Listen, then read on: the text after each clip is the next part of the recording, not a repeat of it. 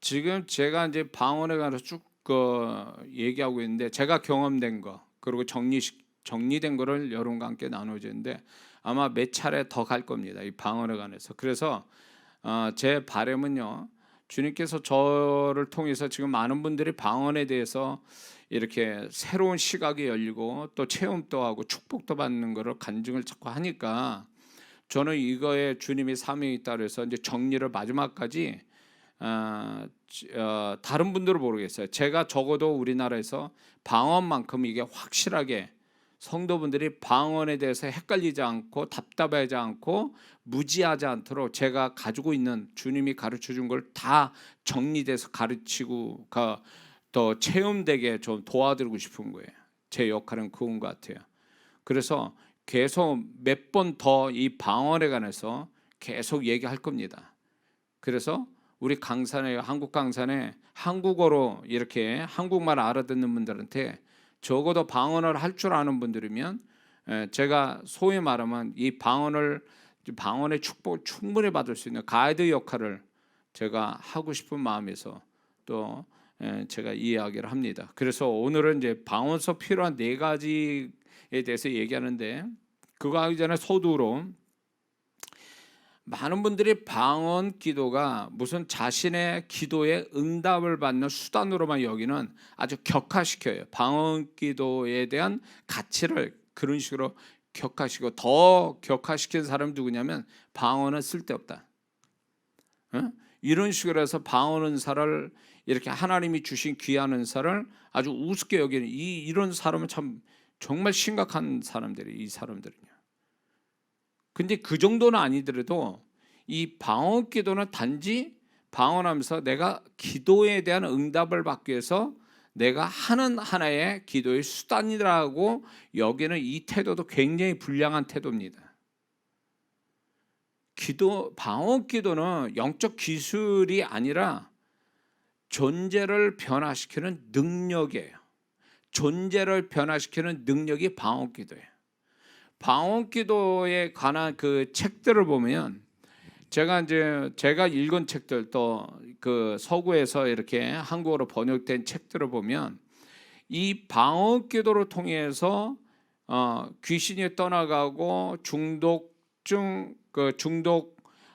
어떤 환자들이 그 중독증이 끊어지고, 그리고 사람이 새 사람이 되고 또 새로운 하나님의 사역자가 되고, 뭐 이런, 거기에 방언으로 인해서 사람이 변하는 이런 것들이 간증이 무수히 없이 나와요. 그러니까 이 방언 기도를 우리나라 사람들, 혹시라도 방언 기도는 응답받는 기도의 한 형태고 수단이다라고 이 개념을 갖고 있다면, 그 사람 정말 방언 기도를 모르는 사람이에요. 방언 기도의 수준을 낮추는 거예요. 방언 기도 통해서 변화를 받아서 새로운 존재가 되고, 그걸로 인해서 새로운 신앙, 새로운 삶을 살게 하는 게 방언 기도의 축복이란 말이에요. 정작 주고 싶은, 하나님이 우리에게 방언의 축복을 주고 싶은 게 바로 이거예요. 자, 사도행전 2장에 방언 받아서 그들이 어떻게 됐습니까? 응답만 받았냐? 응답받기 위해서 방언했습니까? 그들의 존재가 바뀌었잖아요. 존재가 바뀌고 결국 튀어나가서 그들이 방언 받은 그 새로워진 마음, 주님의 마음을 가지고 예루살렘을 변화시키고 이스라엘 땅을 변화시키고 이방 땅까지 변화시키는 놀라운 그 능력의 사람이면서, 능력의 사람 되기 전에 그 존재가 바뀌는 사람이 됐잖아요. 그 신앙이 바뀐 사람, 이게 방언의 본질적인 목적인데, 이게 어느샌가 변질됐단 말이에요. 방언의 목적, 방언의 개념이 변질돼서 우리 한국 교회가 방언이 쓸데없고 방언이 의미가 없고 방언은 기도하는데 도움만 될 뿐, 이런 식으로 격화시키는 것은 하나님을 모독하는 거예요. 성경의 역사를 몰라서 그렇게 하는 거예요. 응? 개념을 바꿔야 돼요. 방언은 기도를 위한 수단이 아니라 존재를 바꾸기 위한 능력이다, 이 개념으로 바꿔야 돼요. 믿습니까? 방언 기도는 모든 면에서 자신의 어떤 영, 혼, 육체, 삶, 이런 모든 면에서 성령께 더 잡혀 살기 위해서 하나님 앞에 수고하는 겁니다. 방언 기도라는 것이, 그게 단지 내가 방언을 통해서 내가 문제 해결받고 없는 거 있게 하고 뭔가 잘 되는 어떤 수단으로서의 어떤 자기의 축복만을 위해서 그게 방언이 쓰여지는 게 아니라, 그걸 위해서 수단으로 쓰여지는 게 아니라, 이 방언을 통해서 방언 기도 속에서 나를 성령이 사로잡히는 훈련이 방언 기도 속에서 이루어져서 결국은 이 사람의 기도에서만 잡히는 게 아니라 그 사람 생각, 어떤 감정, 어떤 그 사람의 언어, 거기서부터 그 사람의 삶, 이 모든 것들이 성령이 잡혀서 돌아가게 만드는 것, 하나님 앞에 잡혀 돌아가게 만드는 능력이 바로 방언 기도라는 거예요. 그래서 방언 기도를 많이 했다, 방언 기도의 축복을 받았다라면 적어도 이 간증은 해야 되는 거예요. 내가 방언을 많이 했더니 응답만이 아니라 방언 기도하는 걸 통해서 이제 내가 내 뜻대로 살지 않고 주님의 뜻대로 살고, 내가 성령의 인도하심을 자연스럽게 받게 되고, 내가 성령에 잡혀서 생각하고 말하는 자가 됐다. 이게 방언 기도의 축복을, 이런 간증을 해야 되는 거예요. 근데 이런 간증한 사람 못 봤어요. 왜? 뭐가 문제냐면 방언을 못 배운 거예요. 이게 방언의, 하나님이 원하시는 방언의 목적, 개념을 못 배웠기 때문에 그렇게 하는 거예요. 그러니까 저는 이제 목회자로서 또 성령 사역을 하면서 수많은 이런 성령의 어떤 체험과 이런 걸 사모하는 사람들, 이런 분들을 무수히 만나면서 제가 아주 굉장히 안타깝고 또 한편으로 화가 나는 게 바로 이 부분이에요. 어떻게 방언 기도를 수단으로 여기냐, 그거예요. 응? 방언 기도는 목적은 나의 존재에 달려있고 사도행전 2장에서부터 이미 그 모델을 보여주고 있는데, 방언 기도가 수단이 된 거예요. 자기를 위한 수단이 아니라 목적이 돼서 방언 기도를 통해서 내 존재가 바뀌는 거 목적. 이 응답은 결국 그건 결과에 지나지 않아요, 응답이라는 것은. 근데 우리가 이 방언을 통해서 우리가 방언 기도 잘해서 성령에 잡히는 삶, 그래서 성령에 잡히는 삶이라는 게 예수 그리스도를 드러내고 예수 그리스도의 생애를 발자취를 따라가게 만들어주는 거, 이게 방언에서부터 시작이 되는데, 방언 따로 삶 따로, 방언 따로 존재 따로, 이렇게 되니까 방언 기도가 하나의 아주 수준 낮은 수단에 지나지 않는 거예요. 기도 응답받기 위한 그 개념이 아니란 말이에요. 하나님의 의도는요, 하나님의 우리에게 방언 주신 목적은요. 그리고 방언을 통해서 주님과 깊은 교통을 가져오기 위해서 하나님이 주신 은혜의 수단이에요. 주님과 깊은 교통을 갖기 위해서. 우리가 어떻게 주님과 교통이 되냐 말이에요. 우리가 이 육신을 가지고 어떻게 살아계신 주님을 영 속에서, 기도 속에서 어떻게 그분과 소통이 되냐, 그거예요. 그건 성령님만이 하시는 일이에요. 성령님이 나를 이끌어 기도 속에 이끌어서 주님을 만나게 해서 주님 거를 공급받아서 주님으로 충만하게 채워져서 나도 모르게 주님이 막 흘러나가는, 이게 바로 성령님이 하시는 거고, 성령님이 방언 기도에서 이루어 주시는 거거든요. 근데 오늘날 성도들이 잘못된 생각이 뭔지 아세요? 방언 기도로 해서 이제 방언 기도의 축복이라고 말하면 응답과 더불어 뭘 얘기하냐면 체험을 얘기해. 체험. 어떤 체험을 얘기하냐면 환상봤다, 하나님의 음성 들었다, 환상봤다, 무슨 영적인 능력이 어떻게 됐다, 이런 것들을 영적인 체험들을 얘기했는데, 그게 목적이 그게 진짜가 아니란 말이에요. 그게 진정한 성령께서 우리에게 오셔서 사역하는 목적은 예수 그리스도를 만나게 해서 예수 그리스도로 충만하여 예수 그리스도를 흘러가게 만들어주는 그분의 것을 우리에게서 채워져서 흘러나가게 만들어주는 역할을 하는 분이 성령님이시라는 거예요. 성령님의 사역의 궁극적인 목적과 성령님의 사역을 하는 가장 큰 사역은 바로 우리에게서 주님과 이 컨택이 돼가지고 그분으로 충만해지고 그분과 연합돼서 그분의 것이 내게서 마음껏 내 이 육체에서, 이 육신에서 마음껏 그분이 흘러가게 만들어 주는 거, 그게 성령님의 역할인데 그게 방언기도에서 이루어진다 그 얘기예요. 근데 이런 건 얘기를 안 해. 이런 거는 경험도 안 하고 이런 거는 경험할 수도 없고 알지도 못하니까 그 근처에 가는 성령 체험, 여러 가지 영적 체험을 가지고 그걸 우리가 그 방언기도에 큰 축복받고 가장 높은 수준에 있는 것처럼 얘기한단 말이에요. 모르니까 그렇게 하는 거예요. 모르니까. 응? 성령님의 마음도 모르고 성령님이 왜 우리 기도 속에 지도하고 인도하시는지 모르니까 그런 소리 하는 거라고. 응? 적어도 제가 성령님을 통해서 이 방언기도를 배울 때는 그렇게 안 배웠다고요. 저는. 응? 물론 그 과정 속에 영적인 체험은 있었어요. 그러나 영적인 체험이 다가 아니라는 거예요. 여기가 끝이 아니라는 거예요. 결국 그 단계 위로 올라가면 주님을 만나는 거예요. 진짜 실제로 주님을 만나서 주님의 마음을 받고 주님의 음성 듣고 주님과 연합되어지는 기도 속에서 연합된 게 이제 일상에서도 연합되게 하는 훈련이 그 방언기도에서 시작되는 거거든요. 사실은. 방언기도를 많이 하는데 주님은 경험이 안 돼. 방언기도만 하는데 주님의 마음은 없어. 방언기도를 많이 하는데 그 사람은 계속 주님께 흘러나가질 않아. 그게 무슨 방언기도한 거야 그게.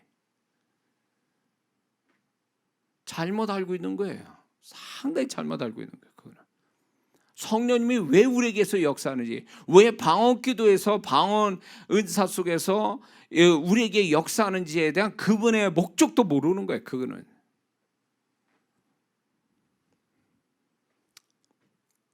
그러니까요, 성령님이 탄식하고 슬퍼하세요. 이런 잘못된 생각으로 방언을 하고 잘못된 개념을 가지고 방언을 하는 이런 분들 때문에 성령님이 탄식하는 거예요. 안에서. 그게 다가 아니다. 너 거기서 머물면 안 돼. 정말 내가 너한테 연결시켜 주고 싶은 분은 주님이시고 네가 주님을 만나야 거기서 뒤집어지고 네가 주님의 사람이 되는 게 내가 하는 사역이지, 네가 방언을 통해서 체험하는 게 그게 영적 체험하는 게 다가 아니다. 이렇게 얘기했어요. 못 알아들어. 왜냐하면 자기가 그런 것에만 몰두하고 있다 보니까 성령님이 뭘 원하시는 목적을 모르니까 그렇게 되어버리는 거예요. 정신 차려야 돼요. 그래서 방언에 대해서 깊은 세계를 이렇게 얘기를 할 때에 이제 초보 단계 이야기가 있어요. 지금 이제 얘기한 것들이 있잖아요. 다 이제 초보 단계 쭉. 이거를 얘기해서 거쳐서 이렇게 단계별로 쫙 올라가서 지금 제가 여러분에게 말씀드린 제가 경험한 정리된 걸 쫙 경험해가지고 어디까지 끌고 올라가야 되냐면 주님 만나는 방언기도까지 가야 되는 거예요, 사실은. 방언기도 통해서 주님 만나는 그게 경험이 돼야 비로소 거기가 클라이막스란 말이에요. 그래야 이 사람이 주님으로 완전히 이게 주님 안에 들어가면요, 나는 없어도 주님만 의식이 되고 내가 주님 안에 있는지 내가 주님 안에 있는지 주님이 내 안에 있는지 구분이 안 되는 완전한 연합이 거기서 이루어지거든요. 그게 누가 해주시냐? 성령님이 하시는 거예요. 방언기도 속에서. 아시겠어요? 그게 경험이 될 때 그 안에서 주님과 연합돼서 그 방언기도에서 그 경험하고 나오면 내가 달라진 걸 경험해요. 내가 아닌 사람처럼 돼버리는 거예요. 이걸 가지고 또 살아가는 거예요. 그러다가 또 이 방언의 깊은 세계를 또 경험해서 주님을 또 만나고 이렇게 함으로 인해서 그럴 때마다 제가 뭘 하냐면 성령님이 나를 그 주님과의 깊은 소통을 이루게 하는 그 성령님이 너무 고마운 거예요. 내가 어떻게 육신의 신 가지고 내가 아무리 선한 성품 가지고 어떻게 그분을 만나고 경험합니까? 안 되는 거예요. 이거는 성령님이 그렇게 해주니까 내가 된 건데, 그러니까 성령님이 나를 거기까지 끌고 가신 게 너무 감사한 거예요. 근데 여기서 어떤 사람은 어떻게 생각하는지, 자기가 열심히 기도 많이 했기 때문에 그게 일어나는 걸로 착각하고 자기 자랑 삼는 사람도 있어요. 정신 나간 거예요. 기도가 자기 힘으로 하냐고. 기도가 자기 힘으로. 예수님조차도 본인의 힘 가지고 안 되셔서 천사가 와서 도와주고 그랬는데 어떻게 그렇게 그런 영적 체험이나 주님을 만나는 걸 자기 힘으로 자기 노력으로 자기가 열심히 내서 한 것처럼 착각하냐, 자기 영광을 취하냐 말이에요. 그거를. 희한하네 오늘 얘기가. 정신 차려야 돼요. 방언하는 분들 조심하셔야 돼요. 이 기도 많이 해서 기도로 인한 영적 교만은요 못 말려요. 그거는 하나님도 못 말려요. 그죠? 목사도 말릴 수가 없어요. 왜? 기도가 최고다라고 생각하고 기도를 하거든요. 그러다 보니까 이 기도가 모든 게 다 기도가 최고인 줄 알고 기도하는데, 그분의 기도의 최고는 뭐냐면 결국 내가 기도해서 응답받았다라는 거와 내가 기도해서 영적 체험 많이 했다 그거 가지고 자기 자랑 삼는 사람들도 있어요. 네? 그러니까 이걸로 똘똘 뭉쳐가지고 이걸로 자랑 삼는 분은요 하나님도 못 말려요. 이런 사람이. 왜? 난 기도하면 다 된다는 이 기도 만능주의죠. 위험한 거예요. 위험한 거예요. 네? 바울이 결국 뭐예요? 성령께서 그 바울을 그 심령 안에서 역사를 하셨잖아요. 성령께서 역사해서 바울 안에 역사해가지고 그 정말 자기 의로 충만한 흠이 없는, 율법으로도 흠이 없는 그 바울을 어디까지 성령께서 역사했어요? 나는 죄인 중에 괴수다. 하나님의 시각으로 자기 본질을 보게 하죠. 그리고 그 바울이 이 방언기도를 통해서 뭘 경험합니까? 고린도 전서 2장 16절에 우리가 그리스도의 마음을 가졌느니라. 그분의 마음을 소유하는 자가 됐잖아요. 그리고 그분이 내가 살든 죽든지 내 안에서 그리스도가 존귀하게 되기를 원한다.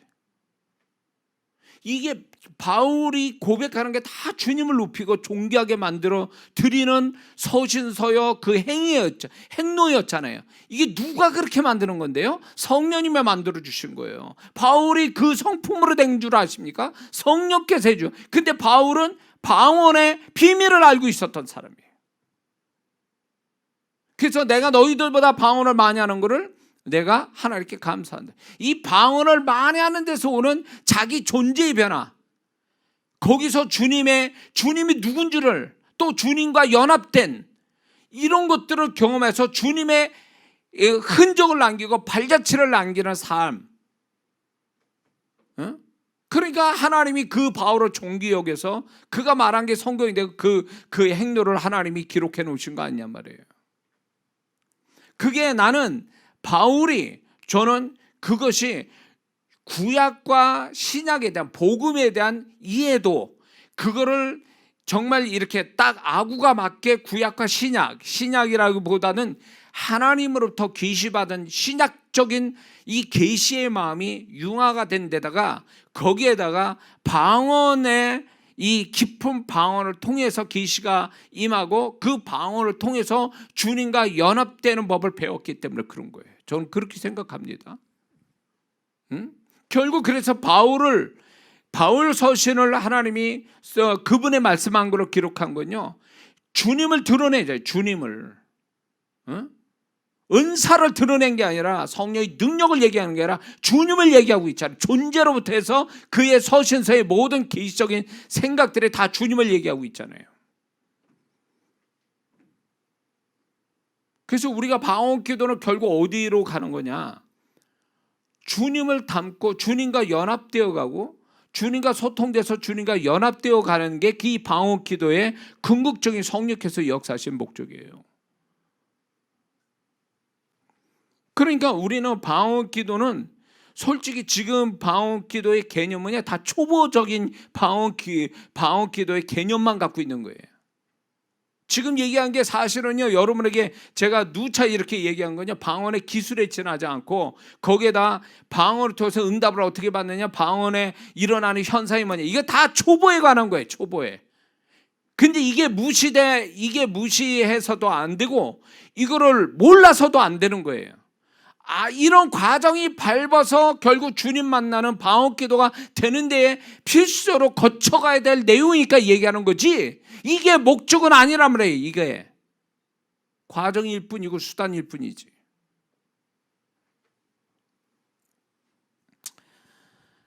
자, 그래서 지금 또 사실은요, 제가 정말 얘기하고 싶은 게 그거예요. 나중에 이제 여러분들은 어느 수준까지 될지 모르지만 방언기도 통해서 주님을 만나는 그 과정들 있잖아요. 그런 것들을 좀 제가 자세히 좀 이렇게 풀어서 설명해서 거기까지 여러분들을 가이드 해주고 싶은 게 제 마음이에요. 그래야 우리가 지금 방언하는 건 초보에 지나지 않구나. 이거 아주 자랑할 게 아니구나. 응? 그래서 방언의 깊은 세계에서 주님을 경험하는 이게 신비주의가 아니에요. 이 뚱딴지 같은 사람들이 있어요.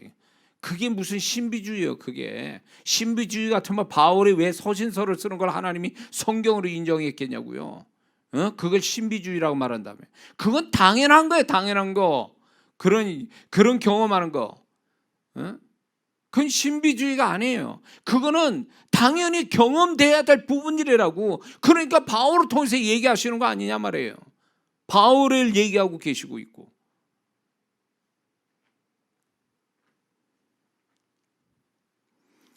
그래서 저는 우리가 말씀을 통해서 기도와 말씀은 균형 있게 가야 되는데, 말씀을 통해서 우리가 주님의 그 하나님의 깊은 마음, 하나님의 생각을 알아내는 거, 그것이 성령의 계시를 통해서 우리가 아는 거 좋습니다.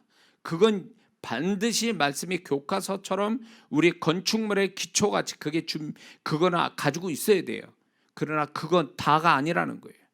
거기에다 우리가 방언기도를 통해서 우리가 깊은 그런 어떤 성령이 이끄시는 기도의 세계, 방언기도의 세계에서 경험되어지고 우리가 거기서 그거구나, 이게 이거구나라고 성령이 가르쳐 주시는 걸 경험할 때 비로소 이게 말씀과 기도 속에서 이게 경험이 되어져야 비로소 그 사람이 온전한 신앙, 또 영적인 존재, 신앙, 삶이 된다는 거죠.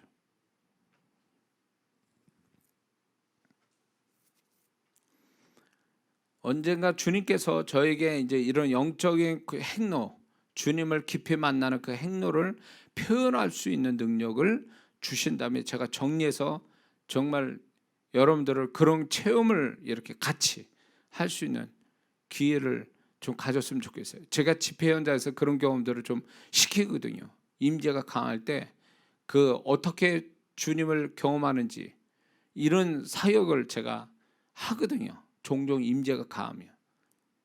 그래서 주님 만나는 거예요. 실제로 주님 만나는 거죠.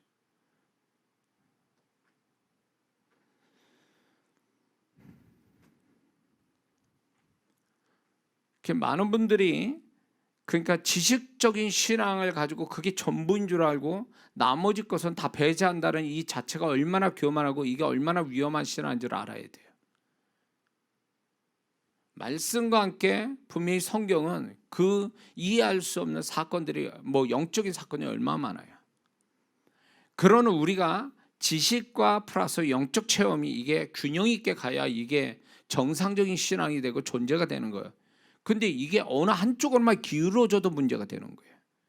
그러니까 너무 말씀이 기준이 없는 상태에서 너무 체험을 가져다 보니까 이게 일관성도 없고 뭔가 이 틀도 없는 어떤 말씀으로 인한 틀도 없이 막 체험 쪽으로 막 가다가 이상하게 가버린 사람도 많고요. 또 반대로 또 오로지 문자적인 말씀에 붙들렸다가 이런 영적 체험을 하나도 모르면서 그거를 막 진짜 아닌 게라 막 욕만 안 할 뿐이지 그거를 그렇게 아주 거부 반응을 일으키는 사람들도 이건 심각한 문제예요. 그러니까 둘 다가 다 문제예요. 둘 다가. 오늘날 우리가 살아가는 이 세대가 지금 주님 오실 때 가까웠는데 저 이단들은요 난리를 치면서 능력 받아가지고 지금 난리를 치잖아요. 걔네들 역사가 어마어마하게 나타나고 있다고요. 교세가 어마어마하게 커지고 그 속에 그 사람들 얘기 들으면 기적이 우리 이상으로 나타나고 있다고요. 거기 걔네들을요. 그래서 미혹시키고 있는데 정작 교회에서는 조용한 거예요. 지식적으로 성경 알고 종교적인 교회 생활하는데 그걸로 만족하는 거예요.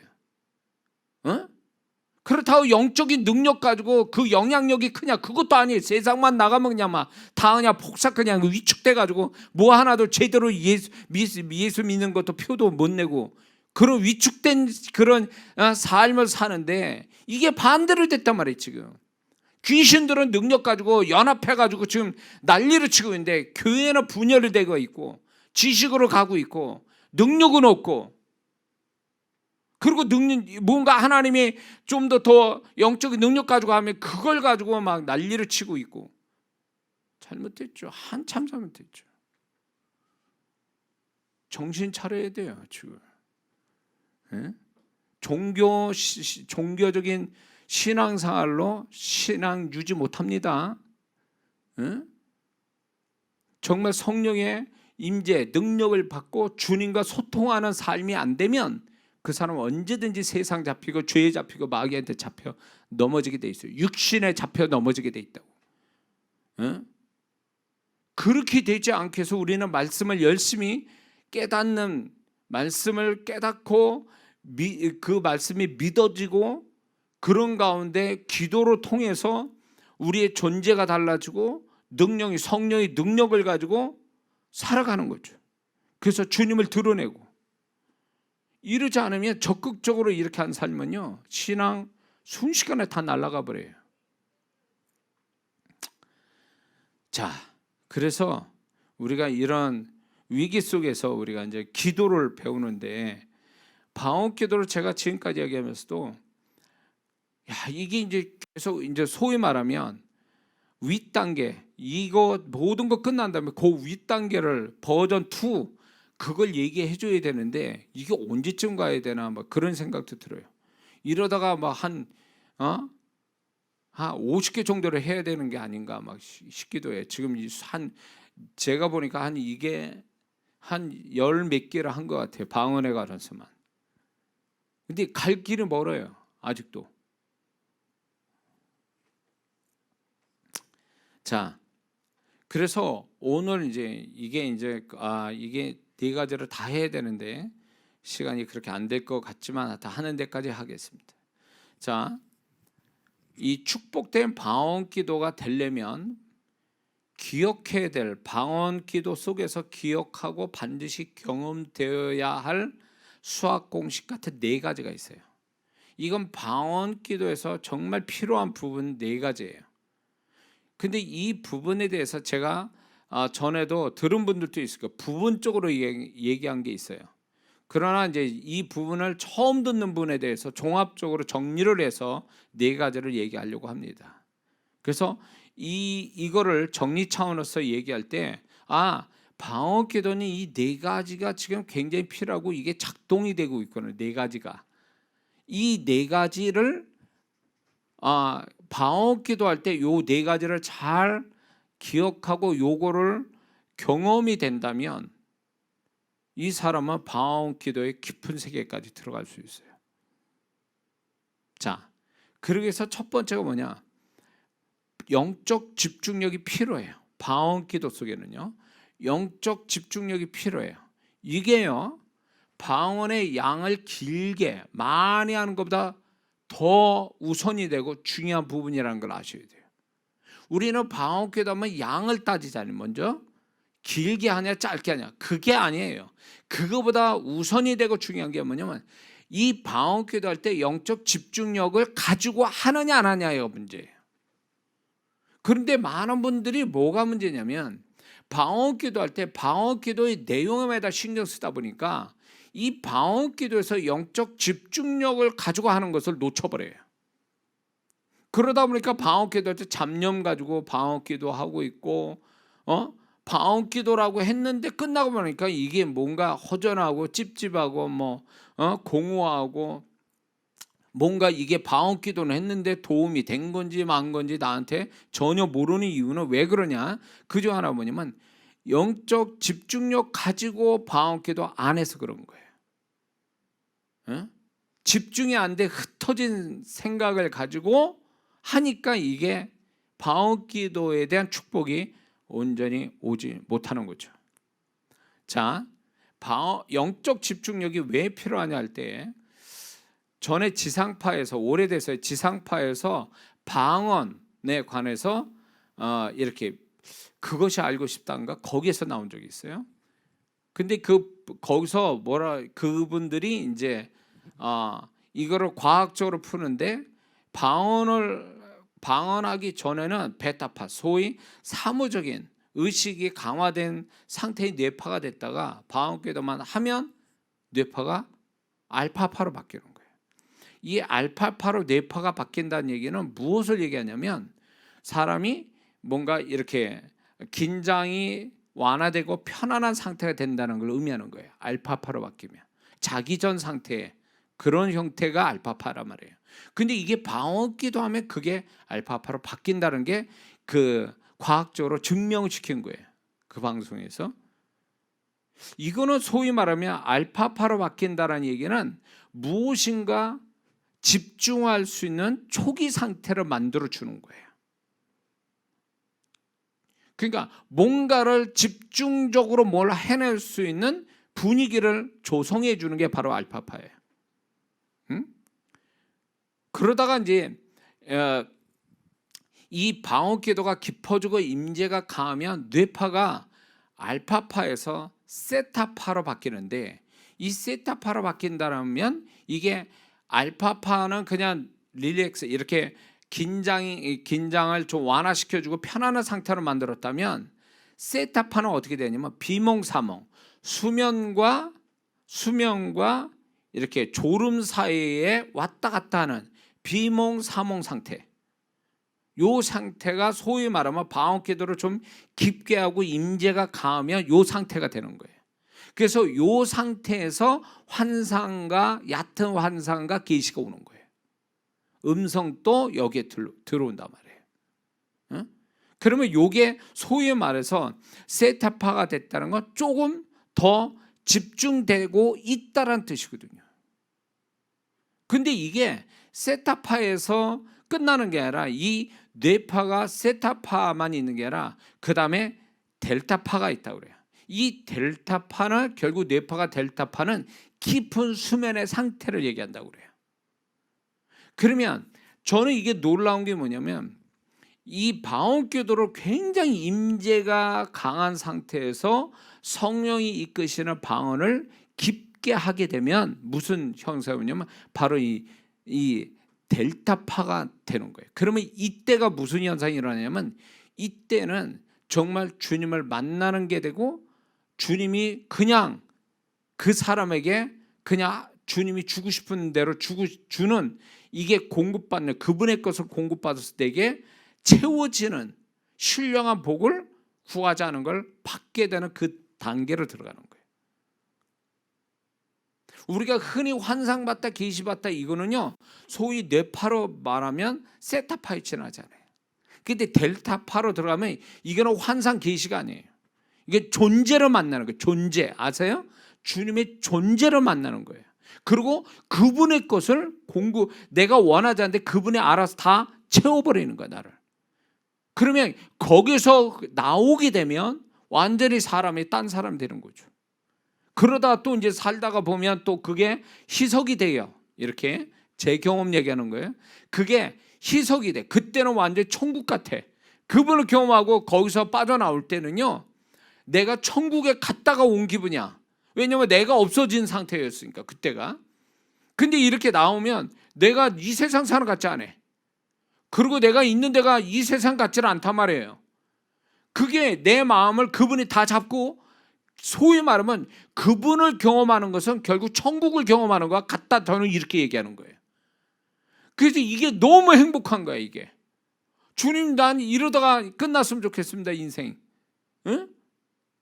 이게 모든 게 이제 내가 갖고 싶은 것도 없고 원하는 거 없어요. 왜? 이분이 그래서 바울이 주님 한 분이면 모든 게 가능하고 주님 한 분이 모든 내 목숨보다 더 귀하게 여겨지고 이런 그 고백이 저절로 나오는 게 바로 이 단계에서 나오는 거예요. 그러면 이런 상태에 있으면요 누구도 만나고 싶지 않아요.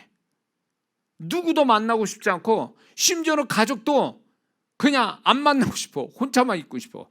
그 상태를 그대로 유지하고 싶은 거예요. 그냥 뭘 하고 싶지도 않아. 그냥 그대로 있고 싶은 상태. 아시겠어요? 그렇게 되고 싶은데 그게 됩니까? 나도 생활하고 아내가 있고 자식이 있는데 그 이제 그렇게 하죠. 그러다 보면 이 내 안에 그 하나 주님이 부어준 게 있잖아요. 이게 조금씩 이게 기름이 이렇게 불 붙은 다음에 그 조금씩 기름이 날아가듯이 조금씩 소멸이 돼. 그러면서 현실이 들어오는 거죠. 현실이 마음 안에. 그러다가 이제 그게 어느 시점에서 또 이제 희석이 돼서 거의 없어질 쯤 또 돼. 그러면 또 이제 그거 이제 기도해야죠. 또 방언기도 열심히 하는데 이게 이제 소위 말하면 뇌파 측면으로 볼 때 이게 알파파 상태에서만 있지 이게 델타파까지 내려가지를 거기까지 가는 게 쉽지 않다라는 걸 알게 되는 거죠. 그래서 저는 이 방언기도가 거기까지 경험했기 때문에 여기까지 가는 게 그래서 이렇게 되면 기도만 하고 살고 싶다. 이 말이 저절로 나와요. 기도만 하고 싶다. 기도 속에서 내가 뭘 응답을 받는 게 아니라 기도 속에서 깊이 들어서 그분 안에 살아서 내가 그분 안에 있는 거지 내가 그분 안에 있는 거지 그분이 내 안에 있는 거지 구분 못하는 완전히 연합이 돼서 그냥 그 안에서 그냥 막 이렇게 살고 싶은 그게요 그리워지는 거 고향을 그리워하듯이. 그러니까 이렇게 이런 것들이 쉽지 않은데 주님이 저를 경험시켰다. 성령님이 이걸 경험시켰다는 얘기는 맛을 보게 한 건데 영생을 맛본다, 주님을 맛본다. 이 말이 뭔지를 저는 이제 아는 거예요, 사실은. 그 상태가 되니까 모든 게 부럽지 않아. 뭘 갖고 싶은 것도 없어. 되고 싶은 것도 없고. 그 상태예요. 그러니까 이런 단계까지 가는데 뇌파 측면에서 보면 그게 세타파에서 델타파까지 간다는 거죠. 뇌파로 이렇게 설명하자면. 근데 이거를요 우리가 영적으로 표현하자면 이거예요. 성령의 임재가 어느 정도 깊냐 강하냐 이렇게 표현되는 거예요, 사실은. 그걸로 우리가 경험되는 거죠. 그래서 성령님의 역할이 절대적이에요. 근데 방언기도를 자기 힘으로 하는 사람 많거든요.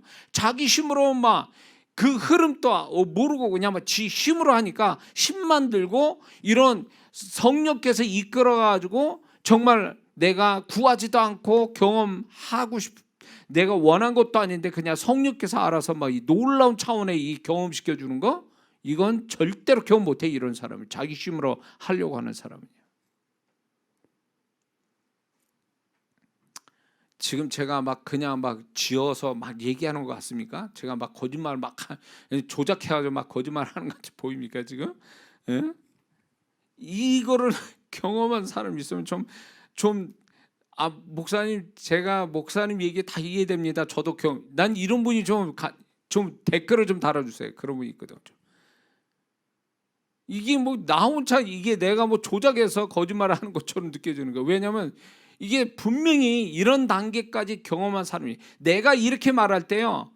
목사님 그 말을 제가 이해합니다. 이런 분이 있어요, 사실은요. 그런 분이 좀 이렇게 댓글 달아주면 이장호 목사가 지금 여러분에게 가르치는 게 거짓말도 아니고 이게 조작한 것이 아니라는 걸 증명하고 싶은 거예요. 여기까지 가야 되는 거예요, 방언기도가. 그러려고 성령님이 방언기도에서 우리에게 수고를 하고 계시는데 방언기도 속에 성령의 수고를 무시한 채 막 가는 사람이 있으니까 방언기도의 축복을 놓치고 하는 거지. 그러니까 방언이 뭐냐면 이 사람은 알파파에서 늘 머무는 기도가 되는 거야. 방언기도가. 세타파 델타파는 전혀 꿈도 못 꾸는 거예요, 이런 사람은.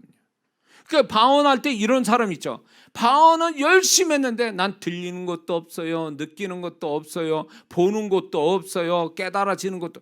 이게 왜 그런 줄 아세요? 자기 힘으로 방언기도 하니까 그런 거예요. 방언기도를 이끌으면 성령님의 이끌림 받는 방언이 아니라 자기 혼자 막 애쓰는 자기 힘으로 막 하는 사람이 결국은 성령이 이끌려서 세타 델타파로 들어가는 이 단계가 아니라 알파파로 그냥 계속 머물러 있는 상태가 되니까 아무것도 못 들어요, 듣지도 못해요, 알지도 못해요. 이렇게 돼요. 그러니까 방언 기도가 재미가 없다는 거예요. 아니 같은 방언 은사를 받는데 나는 뭐 이장한 목사는 고급 방언 은사 받았나?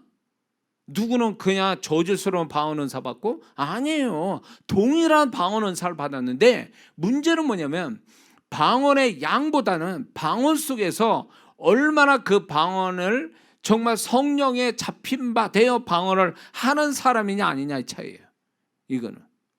근데 그게 뭐냐면 영적 집중력을 가지고 있느냐 없느냐 이 문제. 영적 집중력이 결국은 집중력이 어느 정도 강하냐 약하냐에 따라서 그게 뇌파가 달라지듯이 그렇게 되는 거예요. 사실은 이 영적 집중력은 결국 임재의 강도를 결정하고 그 다음에 계시의 강도를 결정지게 만든다 그래요.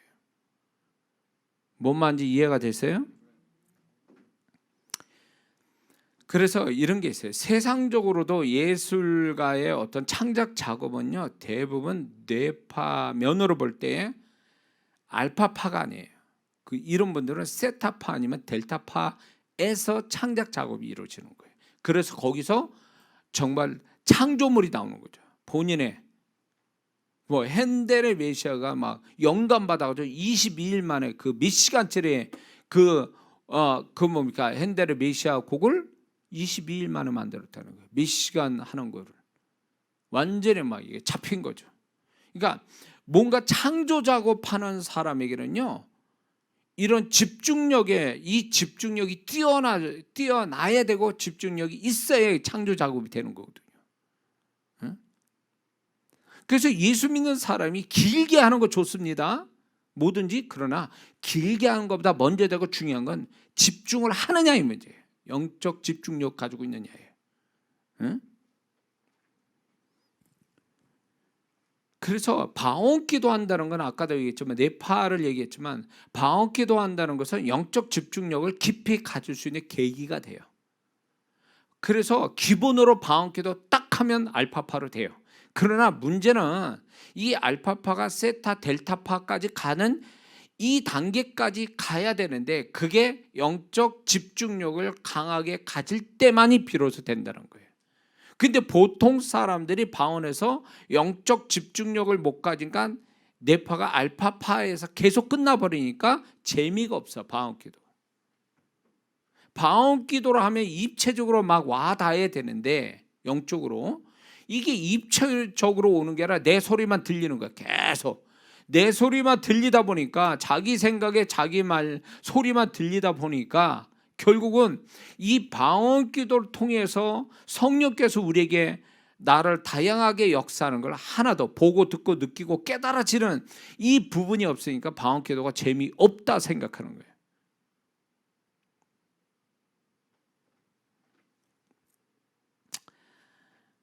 그래서 그 사람이 영적 집중력 벌써 방언하면 기본적으로 알파파로 바뀌는데 계속 그 알파파로 계속 있다는 얘기는 집중이 안 된다는 얘기고 집중이 왜 안 되느냐 그 사람에게 무언가 혼적인 어떤 부분이 그를 영적 집중력을 방해하고 있는 거예요. 혼적인 어떤 부분이 그를 가로막아요. 그래서 이런 분들을 제가 이제 상담을 자주 받아본 적이 있는데 그게 뭐냐면 목사님 제가 기도를 많이 하는데 어느 단계까지만 가지 그 이상은 넘지를 못한다는 거예요. 그래서 뭔가 이렇게 제동이 걸린 것 같은 닫힌 문 앞에 서 있는 것 같은 느낌을 받는다는 거예요. 그럴 때 제가 그런 질문을 자꾸 받으니까 왜 이러지? 그러면서 저를 돌아보게 되고 왜 이분이 어느 시점까지 기도를 많이 하는데 어느 시점에서 왜 딱 막힐까? 닫힌 문 앞에 서 있는 걸까? 라고 할 때 그분을 추적합니다. 이렇게 분별해요. 분별하면서 그분을 가르치는데 저도 이제 알아내는 게 뭐냐면 이분이 더 이상 들어갈 수 없는 그거를 가로막는 어떤 생각이 있어요. 혼적인 생각. 내지는 또 이런 게 있어요. 어떤 악한 영이 기도 속에서 이 사람이 더 깊이 들어가지 못하게 이 혼적인 작용을 일으키는 거예요. 그래서 그 이상을 넘어가지 못하게 만들어요. 그래서 이 두 가지 측면에서 사역을 하는 경우가 종종 있었어요. 그래서 지금 또 이야기만 알아듣는 사람이 있을 거예요. 그게 뭐냐면 방언기도 하는데 이게 도대체 뭘 못 느낀다는 거죠. 느끼고 보고 듣고 이게 안 된다는 게 입체적으로 안 될 뿐만 아니라 더 깊이 못 들어갈 때는요, 귀신의 역사 아니면 그 사람의 혼적인 어떤 부분이 제한을 걸고 있는 거예요. 그걸 찾아내야 돼요. 그래서 제가 그 단계까지 들어갔다 나오니까, 주님과 깊은 만남이 있다가 나오니까 뭐가 되냐면요, 그러다 그 다음에 할 때는 그게 잘 안 돼요. 안 될 때 원인이 있는 거예요. 근데 원인은 딱 두 가지, 이게 귀신 역사냐 내 혼적인 어떤 부분이냐, 이걸 찾아내야 되는 거죠. 그 죽기를 계속하고 그 다음에 혼적으로 내가 방해 거는 게 뭐냐, 그러면 마음에 걸리는 것들이 있어요. 내가 아주 강하게 내 혼적인 마음 안에서 그걸 제동을 거는 게 있어요. 소위 말하면 마음 상처 많은 사람 있죠. 안 좋은 기억에 강렬하게 남은 거 있죠. 그게 있으면 뭐가 되냐면 이게 깊이 못 들어가요. 그런 것 때문에. 그게 파쇄가 되기 전까지는 이 사람은 계속 거기서 머물러 있어요. 머물러 있어요.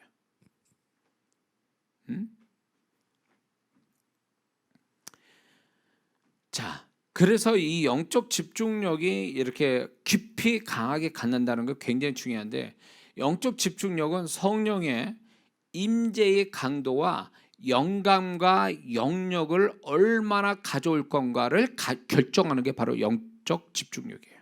영적 집중력에 따라서 임재의 강도, 그거에 따라서 영감과 영역의 강도, 이게 차이가 딱 생겨버려요. 자, 예를 들어서 이 사람이 영적 집중력이 지수로 어떤 숫자로 표기할 때 이 사람이 0의 세계 50 정도만 와 있어요. 그러면 이 사람의 임재 강도도 50이고 이 사람이 영감, 영적인 어떤 그 감각이나 어떤 계시적인 것도 50밖에 안 돼요. 그리고 이분이 영역을 가진다 해도 50밖에 되질 않아요. 이게 영적 집중력이 이게 모든 걸 결정짓는 거예요. 응?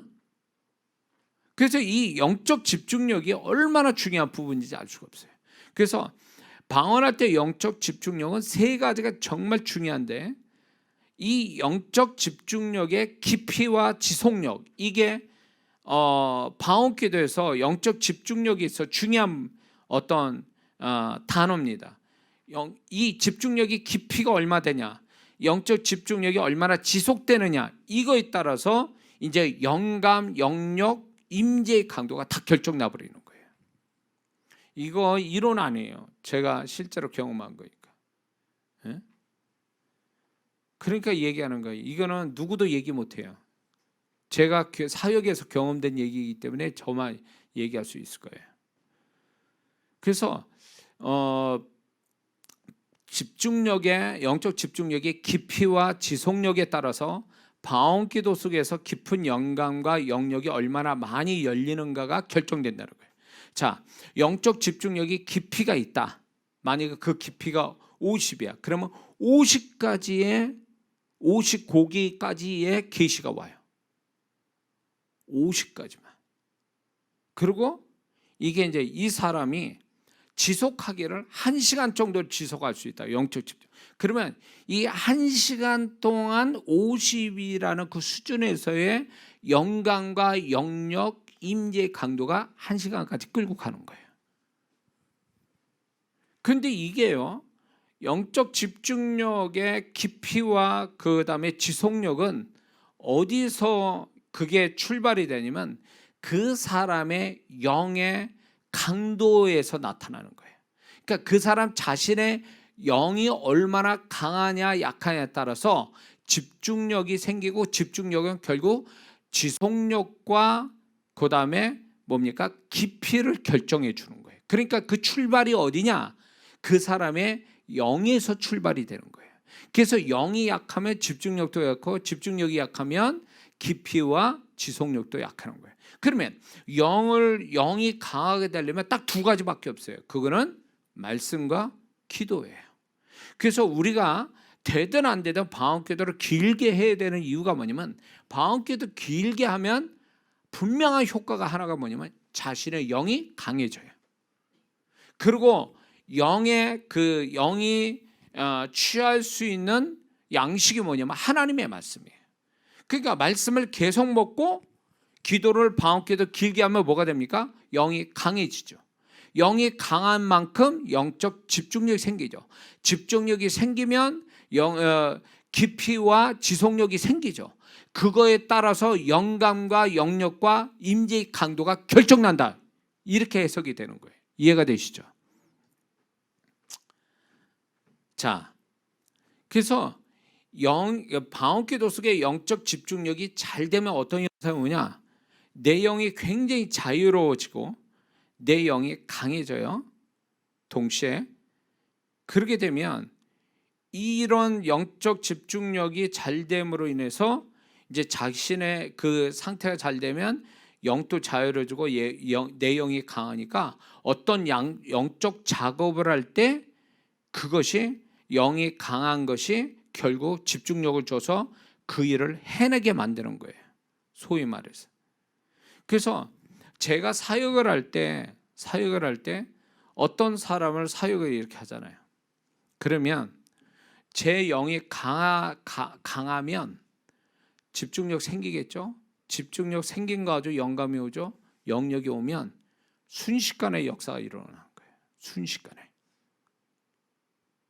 저는 이 비밀을 몰랐던 거예요. 초반에는 제가 사역으로 나갈 때. 왜냐하면 이 초반에 나갈 때 성령의 역사가 강하게 일어나니까 이게 이거하고 나라는 존재하고 무슨 관계가 있냐, 성령의 역사. 이거로 고민하게 된 거예요.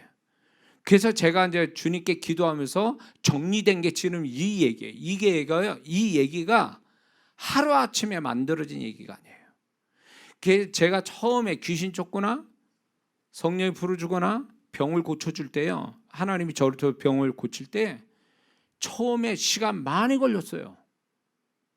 자, 예를 들어서 한 사람 놓고 내가 영감을 받거나 치유하는 게 10분 걸렸다 치면요, 이게 왜 10분이지? 하다 보니까 시간이 줄어. 처음엔 10분이었는데 다음에는 7분, 그 다음에 5분 이렇게 주는 거예요.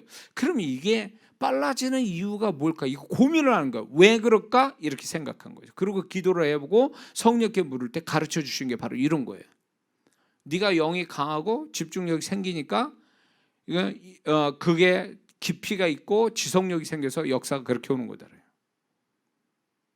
그래서 이거를 성령께서 가르쳐 준 다음에 제 집회를 할 때 지금 제가 이제 그 영산을 참여하고 이런 분들 있죠. 임재가 강하면요, 정말 주님께서 말한 대로 되게 하시잖아요. 말한 대로. 이게 저절로 오는 게 아니에요.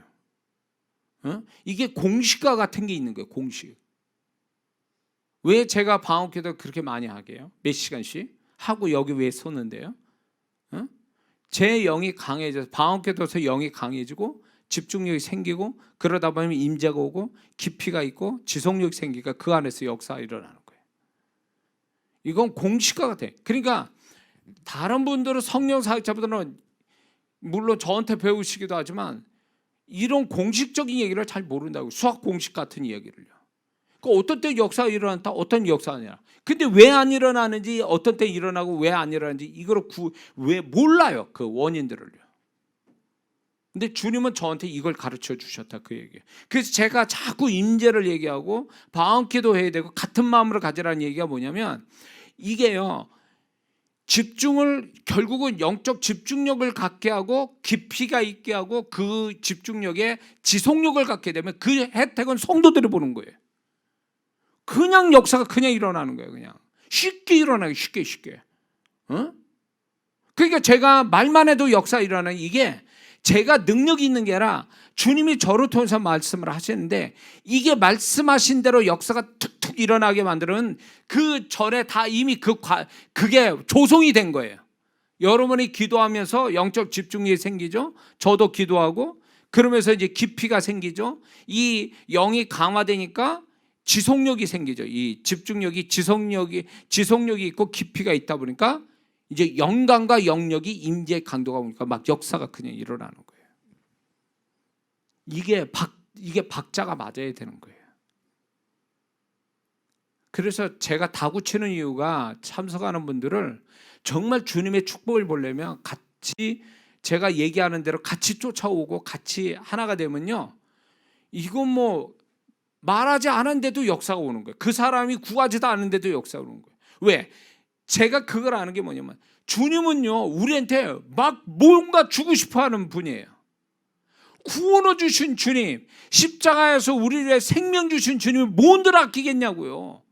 주시고 싶어 하시는 주님을 내가 경험하는데 그 마음을 아는데 받을 능력이 안 되는 거예요. 우리가 받을 준비가 안 돼 있어. 그 사람의 개인이, 그 현장이 준비가 안 되는 거예요. 나는 죽으라고 준비했는데 정작 받을 사람이 준비가 안 되니까 그분의 안에서 굉장히 답답해 하시는 거예요. 주시고 싶은데. 근데 이게 박자가 딱 맞아 떨어지잖아요. 그러면 제가 사역할 필요도 없어요. 그냥 알아서 다 주님이 알아서 역사하시고, 그러면 구하지 않은 것까지 다 받는 거예요. 집에 가보면 응답이 있다고. 그런 간증, 저 집회 참석한 분들 알 거예요. 제 집회 와서 열심히 기도만 했어. 근데 집에 돌아갔더니 기도 응답이 집에 와 있는 거예요. 에? 그래가지고 신나가지고 어떻게 다음에 와. 하나님 뭘 역사할까? 구하지도 않았는데 집에 가보면 역사가 있고, 전화가 집회 중에 전화가 오는 거예요. 문제 해결받았다고. 얼마나 기가 막힌 일이에요 이게. 그러니까 주님은요 이렇게 힘든 이때에 우리를 얼마나 축복하고 싶어 하는지 알 수가 없어요. 제 마음 안에서. 그러니까 지금 우리가 이 목요 응답 기도에 지금 그 역사가 지금 일어나고 있잖아요. 근데 특정한 사람만 역사하는 게 아니에요. 지금 제가 얘기한 이 얘기를 알아듣고 이렇게 자세만 딱 가지면 성령의 임재 속에서 교통이 되면 역사는 저절로 오게 돼 있는 거를 왜 그걸마저도 못하냐고. 왜 그거마저도 기도하자니까 왜 기도를 그렇게 길게 하냐고. 그 사람 회개하세요. 저기 하면 자수하고. 그러니까 이런 면에서 너무너무 안타까운 거예요. 너무너무 안타까워요.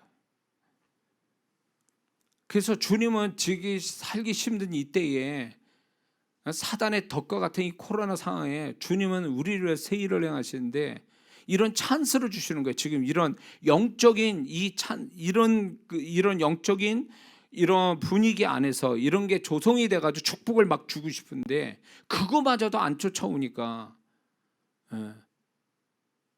지금 저조차고 하는 게 아니잖아요. 지금 제가 축복받자고 지금 하는 게 아니잖아요. 이게 여기 참여한 분들 하나님 축복하려고 그러지 제가 축복받자고 하는 거 아니잖아요.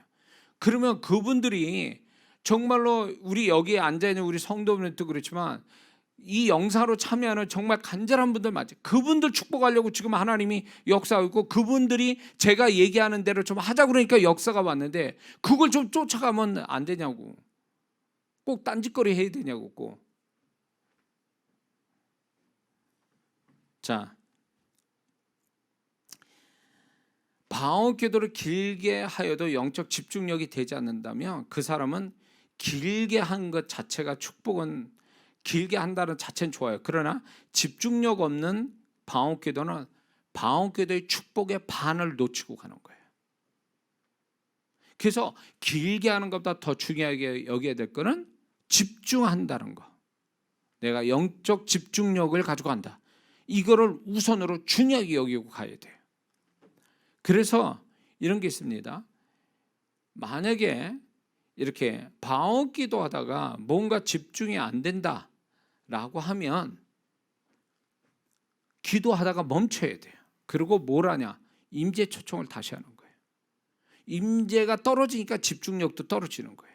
그러면 임재를 초청해서 임재의 현상이 느껴진 상태에서 충분한 가운데서 다시 기도해도 늦진 않아요. 근데 임재가 떨어졌어. 그래서 집중력도 없어졌어. 그런 속에서 방언한다는 건요, 소위 말해서 뭐하냐, 진짜 생으로 하는 거야. 그거는 생으로. 그러니까 힘든 거지 그렇게 하면. 방언은 항상 임재 속에서 방언을 해야 이게 방언이 잘 되는데, 임재가 벌써 떨어졌는데 거기서 방언을, 집중도 안 된 데서 방언하려면 얼마나 힘들겠어요. 그렇게 하면 안 된다는 거예요. 그러면 임재가 영적 집중력이 방언기도 속에서 영적 집중력이 떨어지는 현상이 있어요. 이거 기억해 주시는 게 좋아요. 자, 방언 시작했어요. 이제 이게 집중이 생기고 알파파로 바뀌어서 이제 세타파로 가고 막 이렇게 가야 되는데 이게 진행이 안 돼. 그러면서 집중이 안 돼. 그러면 집중이 안 되는 현상이 몇 가지가 있는데, 첫 번째는 뭔가 방언기도가 힘들어진다고 느껴질 때, 힘이 든다 갈수록, 그러면 이거 집중력 떨어진 거고, 집중력 떨어졌다는 얘기는 임재도 없다는 얘기예요. 자, 두 번째는 혼의 잡생각과 혼의 감정들이 막 들어오기 시작한다. 하기 싫다, 지루하다, 답답하다, 이런 혼의 감정들, 그 다음에 혼의 잡생각, 이게 스며스며시 막 이렇게 물 들어오듯이 들어온다라고 하면 그때는 집중이 떨어진 거고 임재도 없는 거예요. 그러면 멈추고 임재를 다시 구해야 돼요. 아시겠죠? 세 번째는요, 임재 현상이 사라질 때, 자기가 임재를 경험하면서 느끼면서 방언기도를 하는데 그 임재 현상이 없어요. 자, 한 예로 이런 경우가 있어요.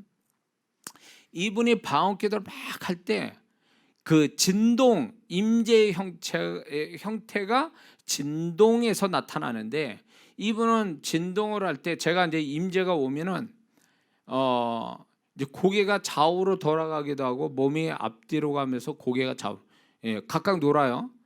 그러면서 몰입이 돼요. 다른 사람 볼 때 저거 정신이 없고 막 몰입이 안 될 거 같아요. 아니요, 저는 몰입이 잘 돼요. 그 상태가.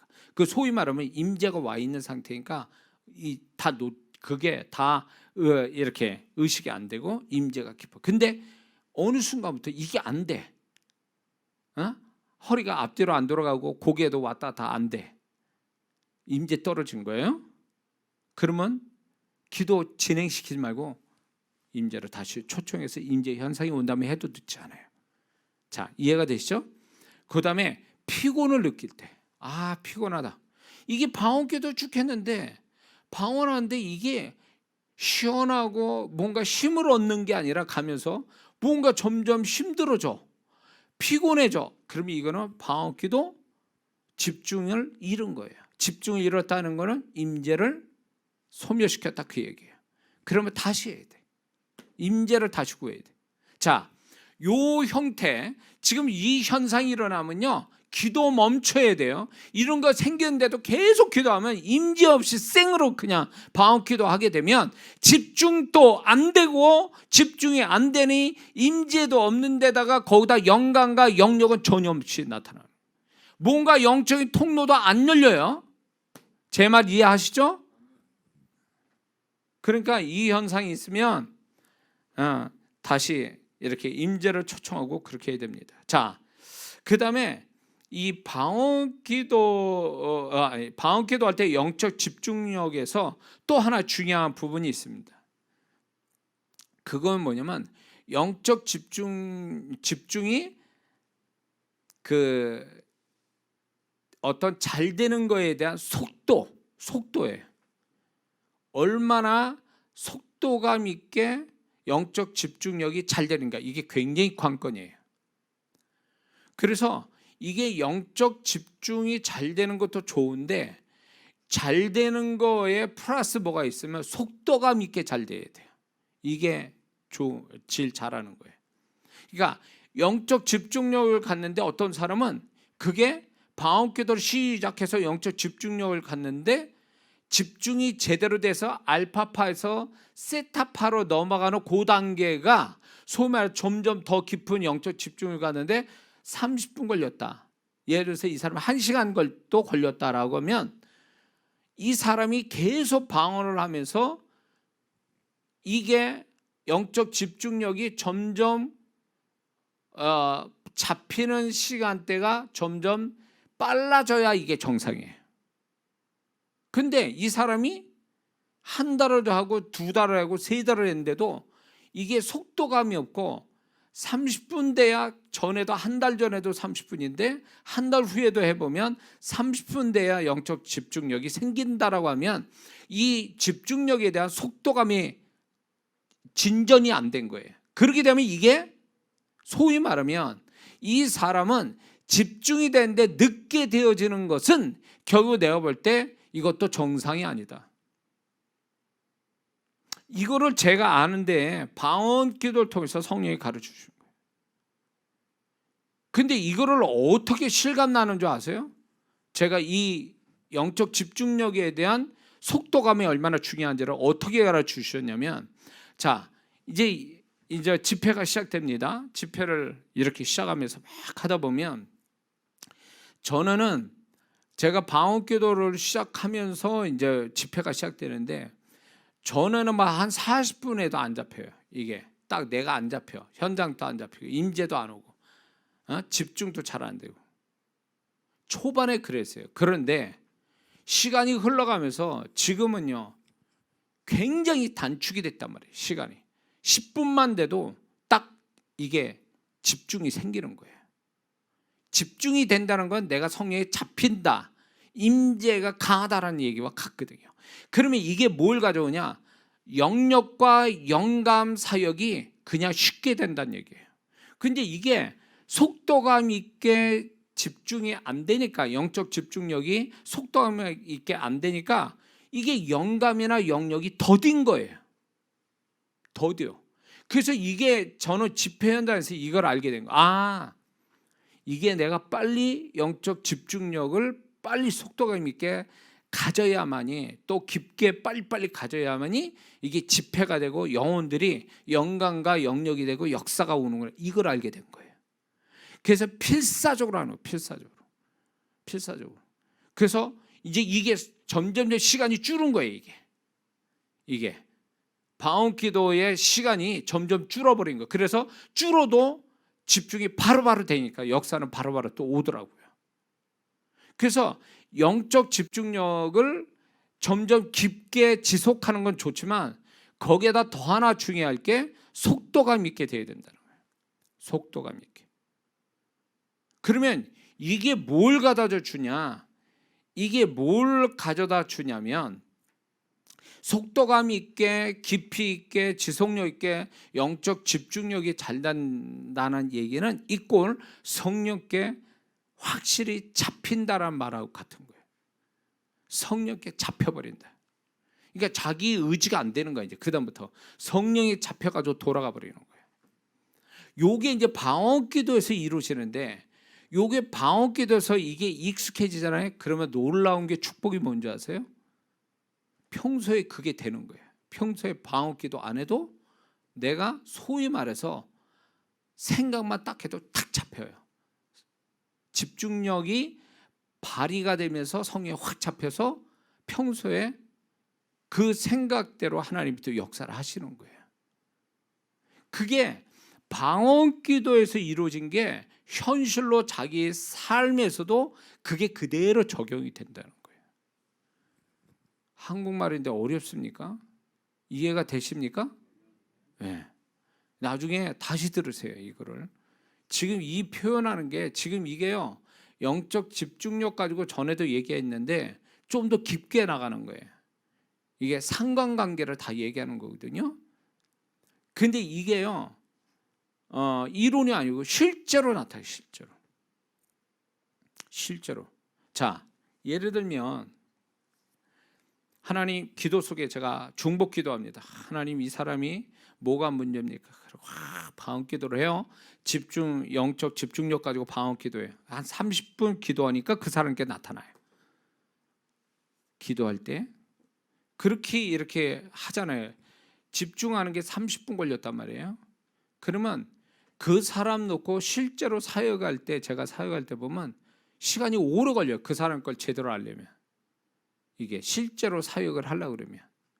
근데 제가 이제 방언 기도할 때 이 사람의 것을 주님이 보여주세요라고 기도할 때 30분이 아니라 10분 만에 딱 보여주시잖아요.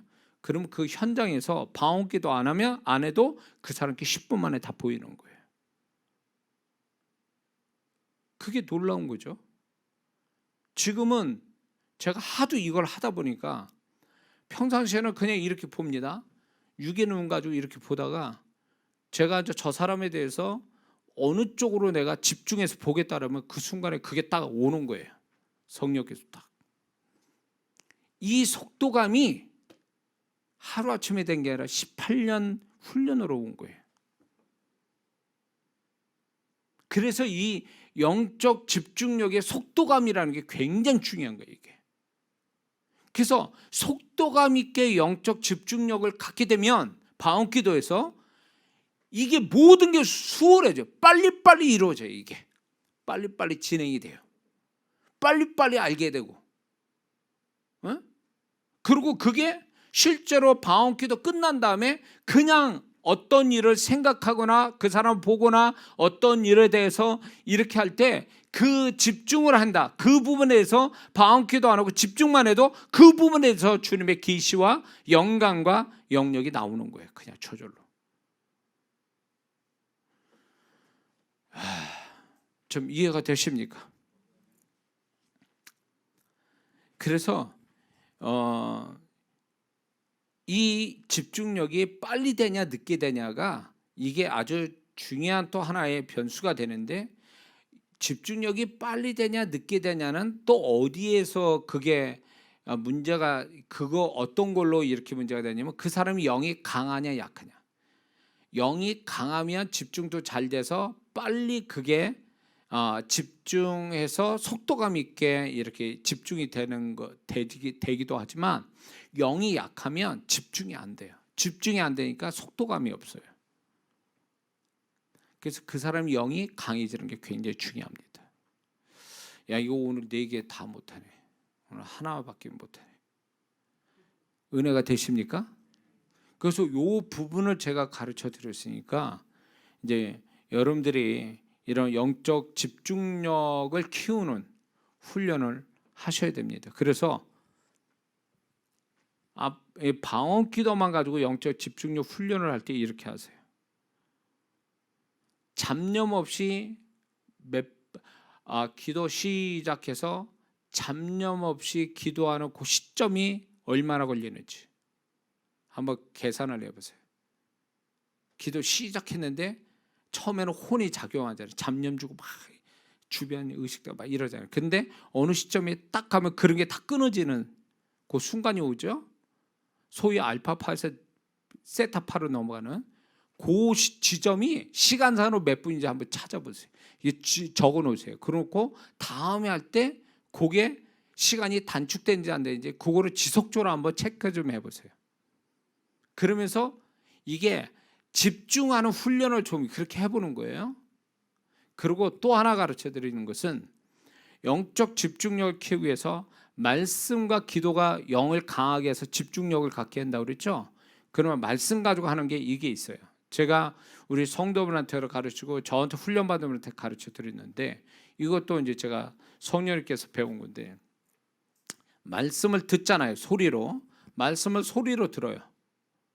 그렇게 소리로 들은 거를 눈으로 눈으로 공중을 쳐다보면서 내가 들은 소리를 눈으로 그 글자를 만들어낸다 생각하고 들으면서 동시에 글자를 만들어내는 거예요. 하나님이 천지를 창조하셨느니라. 태초에 하나님이 천지를 창조하셨느니라. 그렇게 말씀이 창세기 1장 1절에 오면 그걸 눈으로 내가 그 글자를 만들어낸다고 생각하는 거예요. 동시에 같이. 이거를 동시에 같이 하잖아요. 그러면 곱배기로 영이 힘들어져요. 이 에너지를 두 개를 쓰니까 그 글자를 같이 찍어내야 되니까 그게 힘들다는 얘기가 영을 강화시키는 거예요. 그걸 집중해서 글자를 새기는 훈련을 하게 되면 이것이 결국 그 사람을 영적 집중력을 강화시키는, 영을 또 강화시키는 방법 중에 하나가 이거예요. 그래서 기도와 말씀을 띄워서 글자화 시키는 이 작업을 2가지만 해도요, 영이 굉장히 강해져서 그게 영적 집중력을 준다는 거 잊지 말아야 됩니다. 아시겠죠? 훈련을 한번 그렇게 해보세요. 제가 했던 방법이에요, 이게. 예. 그래서 요렇게 해서 여러분들이 영적 집중력을 가지는 방언 기도에 또 그걸로 인해서 임재를 강하게 오게 하고, 영광과 영역이 아주 깊은 영광과 영역이 나타나는 여러분이 되시기를 주의 이름으로 축원합니다. 기도하겠습니다.